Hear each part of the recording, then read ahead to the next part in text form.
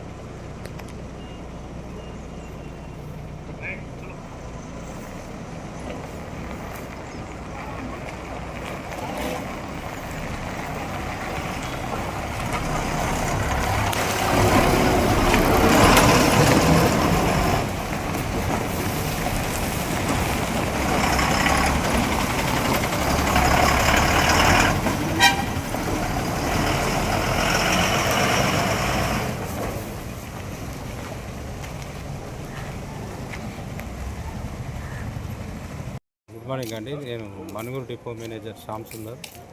ఈరోజు మనకు డిపో నుంచి 35 బస్సులు పంపించడం జరిగింది. ప్రజలు సౌకర్యాన్ని వినియోగించుకోవాలి.